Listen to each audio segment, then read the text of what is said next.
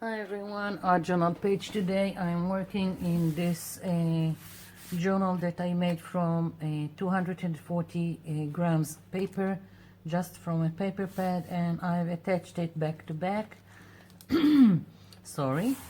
And I am in a mood for blue shades and that's what I'm going to do.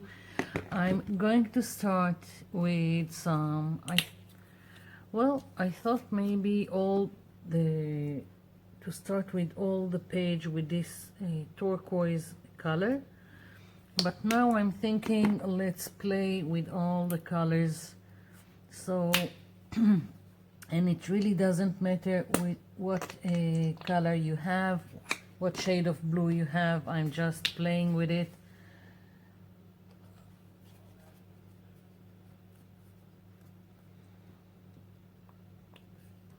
Okay, I've gotten even a darker one.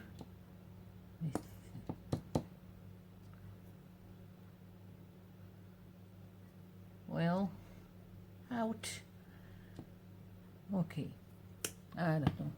We'll see. I'm just going to play with putting some of this on my page. Mostly I want the turquoise, and towards the edges the darker ones. And let's take some brush. Okay, I'm putting a little bit of water on my brush just so it would be easier to move the paint on the page. I haven't gessoed it, so when you are not gessoing your page, the paint will soak more quickly into. And with water I will have a little bit more wiggle room to play with it. So I'm just starting with this. Don't really care. It's going to get a lot of detail.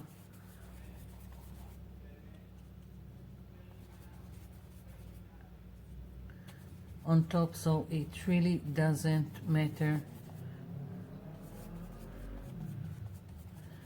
So it's just a little bit.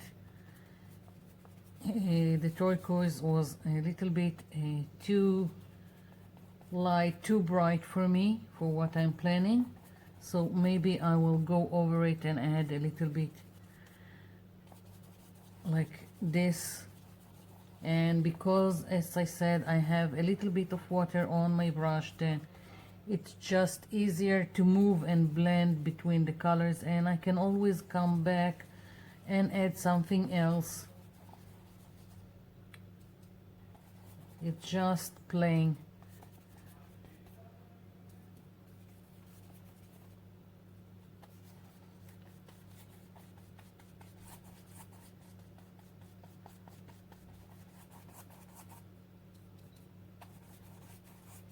Keeping the darker colors to the edges.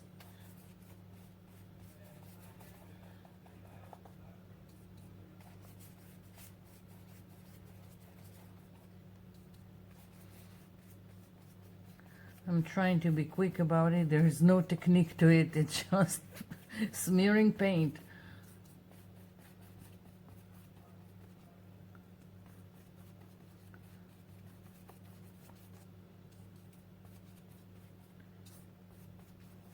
And I need a little bit more.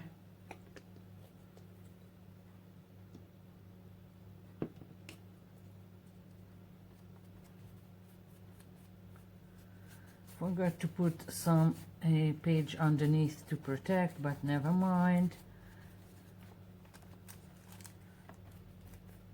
Okay, I've got several places with white showing through. I'm gonna take care of it. And let's see, I'm cleaning a little bit my brush here.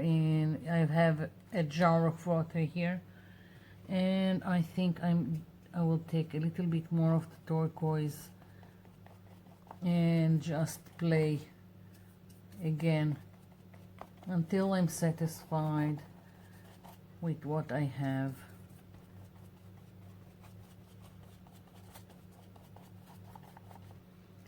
Yeah.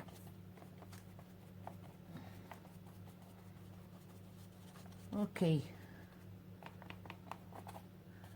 So I'm going to let this dry completely and then I'll come back. I'm back. So this is dry. Now I want to add a lot of black elements to my background. The purpose is to have an interesting dark background because I want my focal image to be very light and in contrast and to pop from the page. And it doesn't matter if you are stenciling something black, or you're stamping with black, or just gluing down elements with black. Whatever you have, just play with it. And I'm gonna start. I've got some black acrylic paint here and some makeup sponge, and I'm going to just play with this stencil, and I'm gonna stencil quite randomly, like so.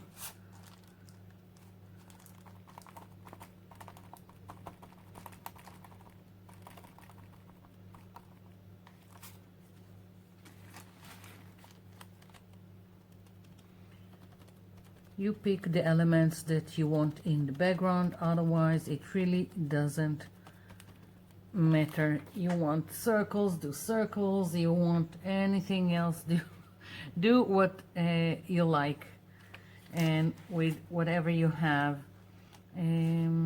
Let's see, let's do something like that. I'm dabbing here so I won't have too much excess paint.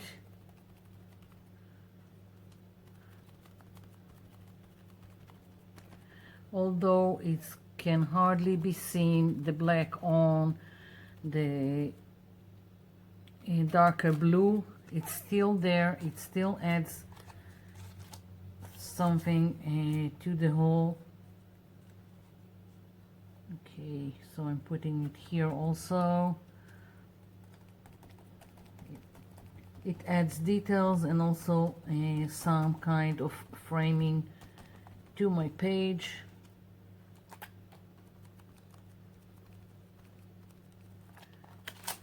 And let's do this here.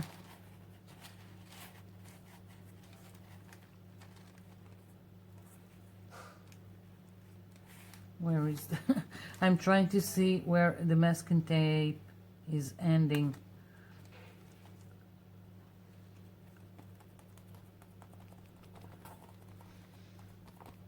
You can also take all kinds of stuff and make marks with plastic cards, with all kind of circle lids, bottle caps, whatever. As long as you have interest and details in the back.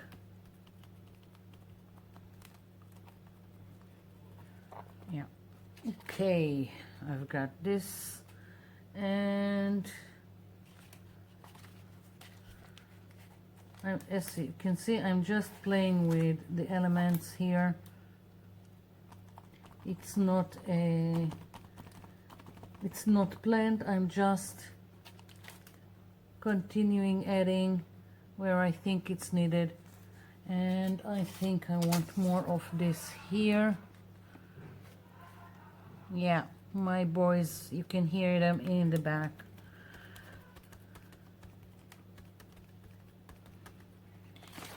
Yeah, I still want here more detail. It's not only on the edges. Yeah. Let's see what else.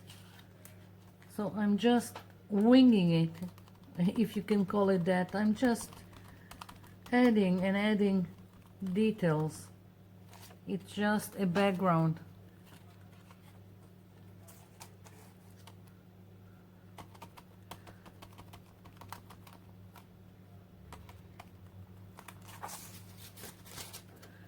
I do try to repeat the same element at least 3 times, so it would be more pleasing to the eye, because it keeps repeating, seeing the repeating element over and over again.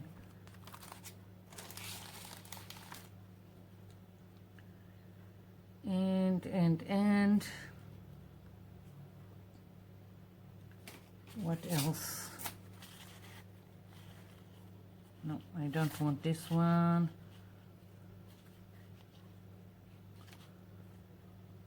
Well, I'm trying to put my stencil without going into the paint I have here, which I'm known to do.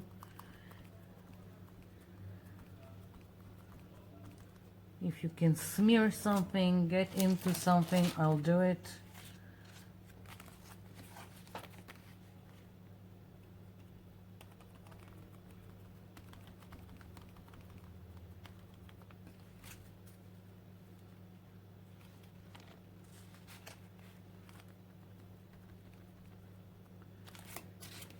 Yeah.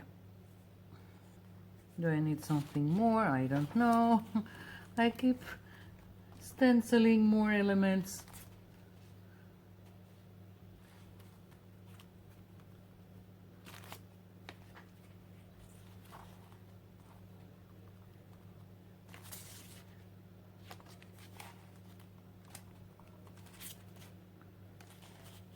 I really like these dots, so I'm just keep adding them wherever I have space.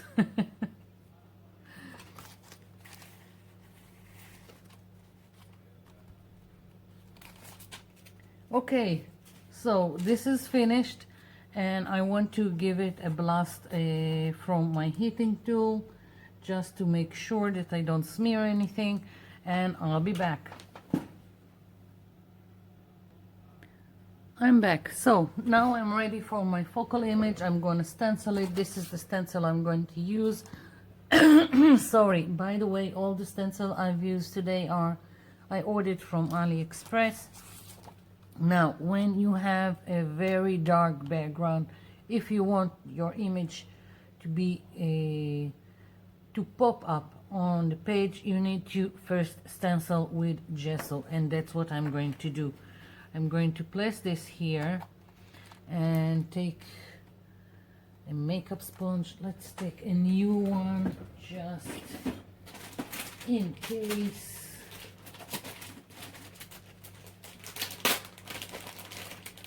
Okay, so I'm going to take the gesso, dab it as usual, just so I won't have excess, and start dabbing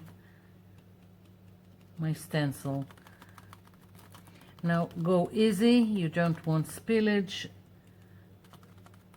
and I will probably go over it with another layer to make sure I have a complete coverage, again because we have dark background with lots of details, and in this case I don't want my focal image to be translucent.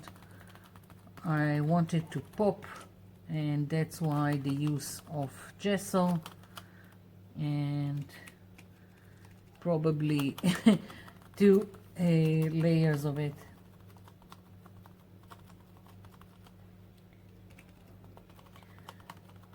I have experimented with it. I really wanted an image, as I said, that will pop, that will almost seems like it's shining on the page. So I've experimented with it with different colors. I've done almost the same thing that you're seeing me doing here, only with different colors. I went with purples, and it's hiding here. So when we are finished with this page, I will show you how it looks with the purple. And of course I used a little bit different elements in the back, because I can't do the same thing over and over again, but I wanted to see how it would look with different colors and different elements. Same technique, just changing some of the elements. Okay, I think I've covered, yeah. So this is just the base. Now this stencil, when I ordered it, looked very nice to me. I thought it seemed to me like a tree when it got here, and I looked at it. It looked more like parsley than any tree. So, but I will work with what I have, no matter what. First of all, I want my branch here of the so-called tree to be longer, so I'm just moving the stencil down and continuing the branch or the trunk of the tree. So it would look a little bit more like a tree. What I'm going to do is I'm going to flip. I'm just going with my hand over it and making sure I don't have any puddles of gesso. So I'm flipping it over and just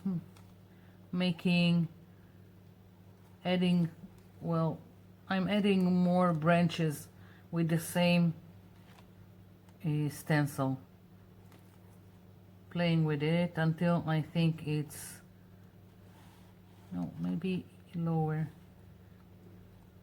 yeah.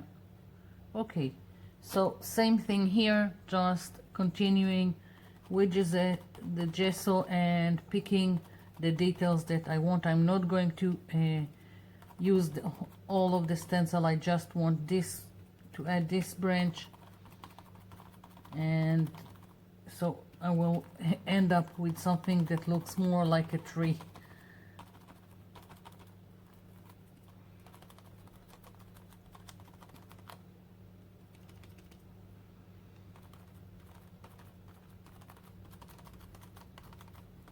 And once again, I'm going over the areas that I think need another coat, and that's one of the things that's great with gesso. It just dries quickly, so I can just move over and add another layer.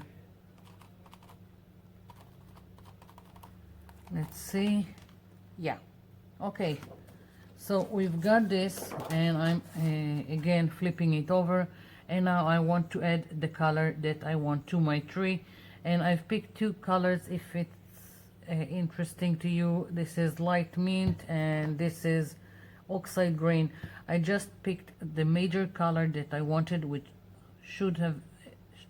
needs to be very light if I want it to pop on my page, which was the mint, and then I took a shade that a little bit darker, just so I can add it in few places when I'm stenciling. I don't like to stencil with only one color. It just turns out flat. Now I'm aligning my stencil where it was when I started the gessoing, and what I'm doing now is I'm moving it like 1 millimeter down. So when I'm going to stencil the mint, I will have like a little bit of white left over on the top, like some kind of highlight. So I'm using the same sponge that I've used with the gesso, and I'm starting with the mint.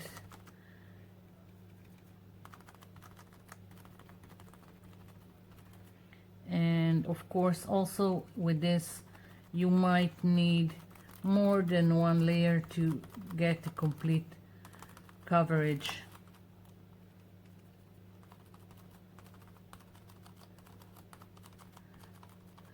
So right now I'm just stenciling with the mint, and I will use the darker color in a minute.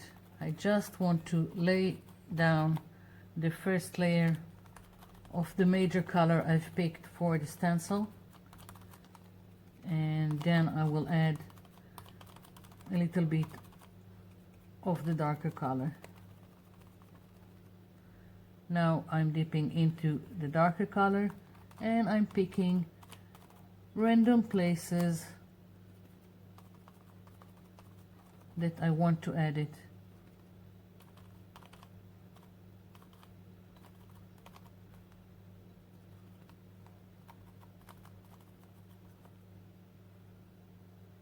And of course, if I don't like something, I can always go back to the other color, to the mint, and change. This is quite not planned, really random, where I think something is needed. Let's see. Yeah, that's what I was going for. So I'm going to flip my stencil again to do this part, and then I'll come back.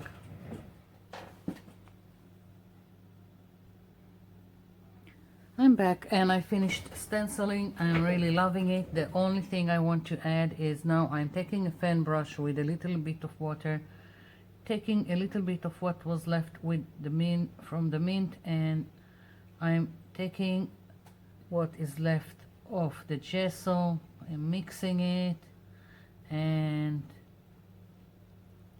just splattering